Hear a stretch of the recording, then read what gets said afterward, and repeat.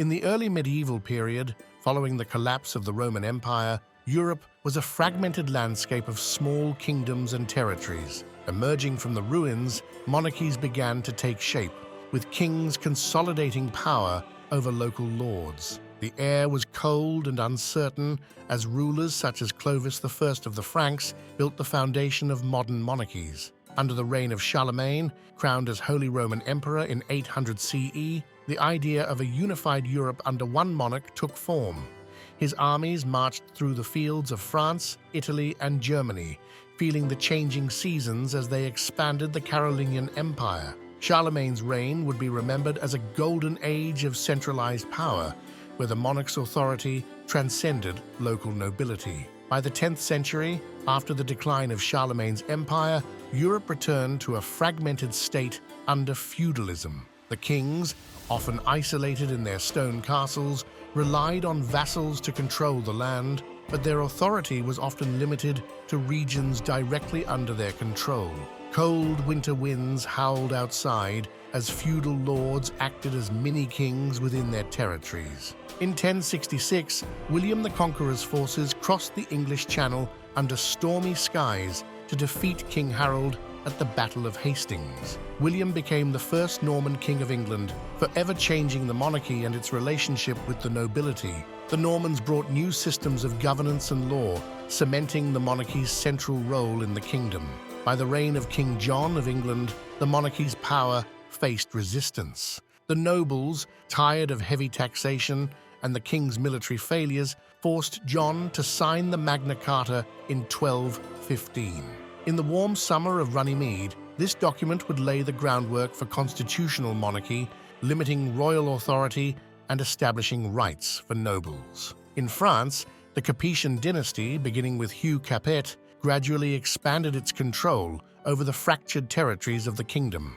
Through strategic marriages, conquests, and alliances, the Capetians, often marching across muddy roads and dense forests, brought stability to France. Their steady rise laid the groundwork for the future French monarchy, becoming one of Europe's longest-lasting dynasties. In England, the Plantagenet dynasty ruled for over 3 centuries, creating a powerful monarchy. Through campaigns that took them across the windswept plains of France during the 100 Years' War, kings like Edward III and Henry V cemented their legacy as warrior kings. The Plantagenets were pivotal in shaping the future of English monarchy, despite frequent internal strife and rebellion.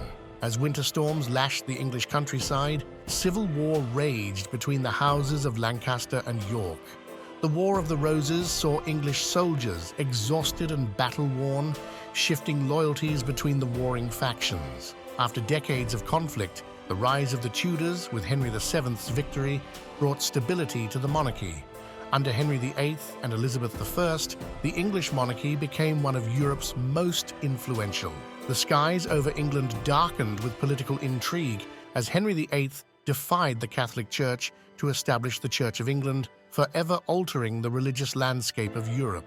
Elizabeth's reign, full of maritime adventure and empire building, gave rise to a powerful and confident monarchy. Across Central Europe, the Habsburgs emerged as one of the most dominant ruling families, controlling lands from Spain to the Holy Roman Empire. They ascended to power through strategic marriages, standing tall amid the cold mountain ranges of Austria. The Habsburg dynasty became synonymous with European power, controlling vast territories across the continent. Spain's monarchy, under Ferdinand and Isabella, sponsored the voyage of Christopher Columbus, leading to the discovery of the New World. The wealth from colonies flowed into Spain, and kings like Charles V and Philip II expanded the Spanish Empire. But beneath the golden sheen, storms of religious conflict brewed, culminating in the Spanish Armada's defeat in 1588. The cold winters of the 30 Years' War ravaged Europe, leaving its fields and cities in ruins. Monarchs across Europe, from the Holy Roman Emperor to the kings of France and Sweden, vied for power in a conflict that shifted the balance of monarchy and religion.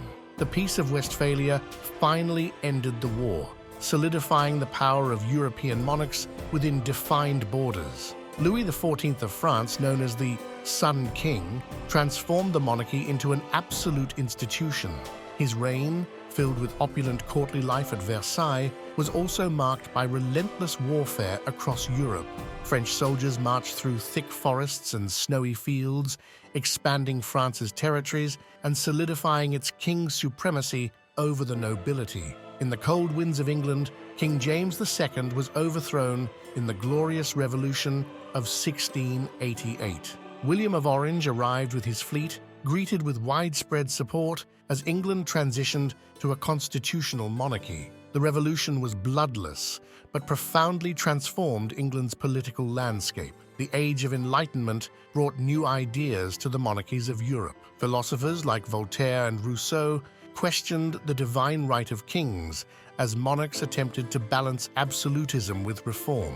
Kings and queens, from the warm palaces of France to the frosty castles of Prussia, were forced to adapt to a changing intellectual climate. The storming of the Bastille on a hot summer day in 1789 marked the beginning of the French Revolution.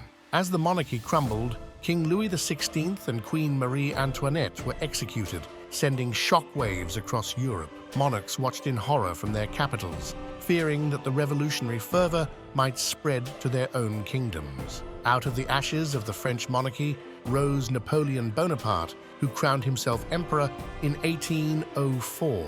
His armies marched through Europe, bringing down monarchies and redrawing borders. Cold winters in Russia and the Iberian Peninsula slowed Napoleon's advance, but his impact on European monarchies was profound and lasting. After Napoleon's defeat, monarchs and diplomats gathered in Vienna under the heavy winter skies of 1815 to reshape Europe. The Congress of Vienna restored monarchies and established a balance of power designed to maintain peace. Monarchs once again reigned, but their influence would be forever challenged by the rise of nationalism. The reign of Queen Victoria saw the British Empire expand across the globe. Victorian soldiers, battling harsh monsoons in India and desert heat in Africa, spread the influence of the British monarchy. Under Queen Victoria's steady rule, constitutional monarchy became the hallmark of modern governance. By the 20th century, monarchies in Europe faced the rise of democracy and socialism. The cold winds of World War I swept across Europe, toppling monarchies in Russia, Germany, and Austria-Hungary. While some monarchies adapted to democratic reforms, the era of absolute rule was over. Our journey through time comes to an end for today. We embark on new adventures every week. If you relish the experience, please like and subscribe.